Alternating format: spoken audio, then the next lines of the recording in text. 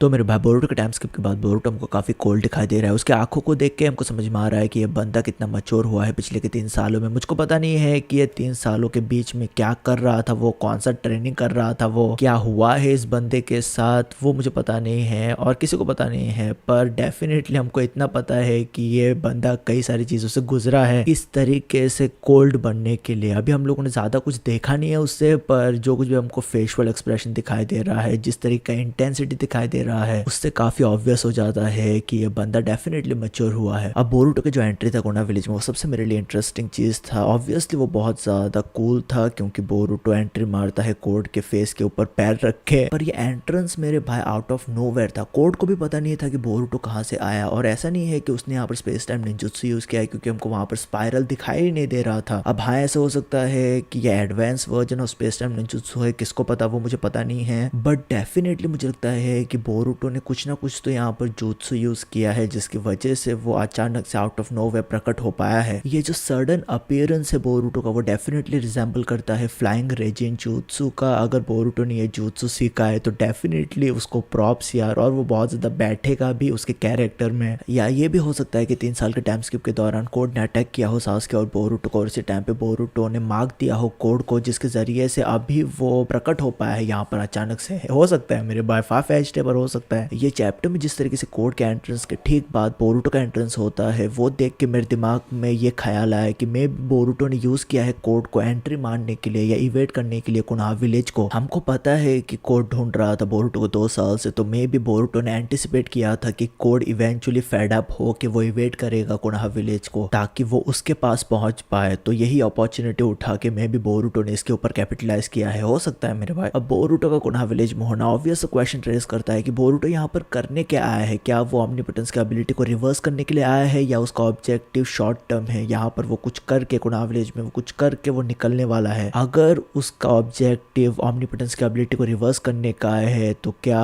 वो एदा के जरिए से ऑमनीपोटेंस की एबिलिटी को रिवर्स कर सकता है। हमको एग्जैक्टली पता नहीं है कि ऑमनीपोटेंस का एबिलिटी कैसे एक्टिवेट होता है। हमको इतना पता है कि कावाकी और एदा के वजह से एबिलिटी एक्टिवेट हुआ था, और ये जो कुछ भी चल रहा है ऑमनीपोटेंस का चूतियापा, वो एक्चुअल में कावाकी के विशेष को रिफ्लेक्ट कर रहा है। तो इसका मतलब क्या ये भी है कि क्या बोरुटो भी एदा के जरिए से फिर से इस ऑमनीपोटेंस को रिवर्स कर सकता है। क्या ये ऐसा हो सकता है। जो कुछ भी है, एक बात तो पक्का है कि बोरुटो डेफिनेटली कुछ एक प्लान लेके ही आया है यहाँ पर। 3 साल से ऐसे ही वो नहीं प्रकट हो जाएगा फालतू का, ठीक है। अब हमको पता है कि ऑमनीपोटेंस का एबिलिटी सारदा और सुमरे के ऊपर काम नहीं कर रहा है। हमको एग्जैक्टली पता नहीं है कि क्यों वो वैसे केस है, बट उनके ऊपर काम नहीं कर रहा है ये एबिलिटी। तो डेफिनेटली बोरुटो के इस पूरे चीज में सुमरे और सारदा हेल्प करेंगे उसको। प्लस मुझे लगता है कि मीत्सुकी और हिमावारी भी हमको बोरुटो का साइड लेते हुए दिखाई देने वाले हैं आगे चलते हुए। मैं ऐसा यहाँ पर क्यों बोल रहा हूँ, क्योंकि हमने देखा है कि मीत्सुकी और कावाकी के बीच में जो कॉन्वर्सेशन चल रहा है, तो कावाकी बोलता है मीत्सुकी को कि तू बहुत ज्यादा क्रीपी है, तू मेरे को फॉलो करते रहता है। तो यहाँ पर मीत्सुकी अपने दिमाग में कई सारी चीजें सोच रहा था, क्योंकि बोरुटो, रियल बोरुटो उसको कभी भी ऐसे बोलेगा नहीं। हमको पता है कि मीत्सुकी का जो सन और मून का एस्पेक्ट है वो बहुत ज्यादा क्रूशल है मीत्सुकी के कैरेक्टर में, वो उसके आइडेंटिटी में बहुत ज्यादा क्रूशल है। तो मुझे लगता है कि उस एस्पेक्ट में मीत्सुकी मैं देख सकता हूँ, ठीक, ये पॉसिबिलिटी है कि मीत्सुकी बोरुटो का साइड ले। और हमने देखा है कि हालांकि ऑमनीपोटेंस का एबिलिटी थोड़ा बहुत काम कर रहा है हिमावारी के ऊपर, पर हिमावारी अभी तक सेंस कर पा रही है कि उसके माँ बाप अभी तक जिंदा है। तो ये हिंट हो सकता है, ये सब सारे हिंट्स हो सकते हैं कि मीत्सुकी और हिमावारी साइड ले बोरुटो का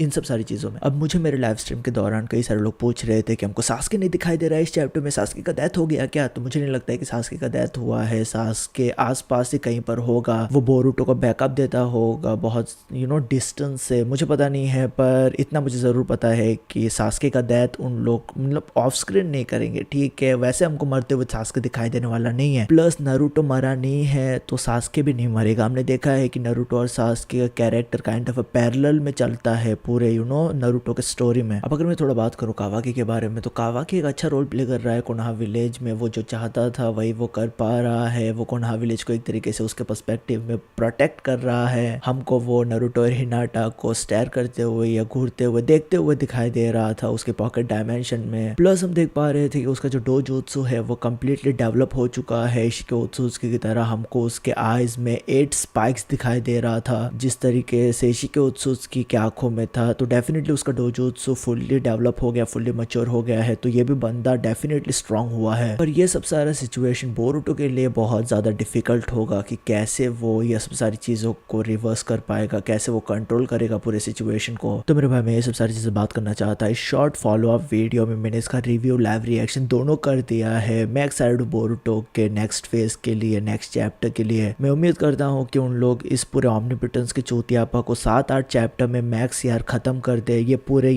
स्टोरी लाइन को एज अ स्टोरी लाइन, ये जो ओमनीपोटेंस का चीज चल रहा है, मैं उम्मीद करता हूँ कि ये जल्दी खत्म हो और हम लोग बोरुटो के नेक्स्ट फेज में एंटर करें, जहाँ पर हम लोग ओत्सुत्सुकी के ऊपर फोकस करें, वो सब सारी चीजें यार। पर तुम्हारा ओपिनियन क्या है इन सब सारी चीजों को लेकर, मेरे को डेफिनेटली बताना कमेंट सेक्शन में कमेंट करके। तो हमें याद रखे, वी आर पी, ख्याल रख अपना, पीस मेरे भाई।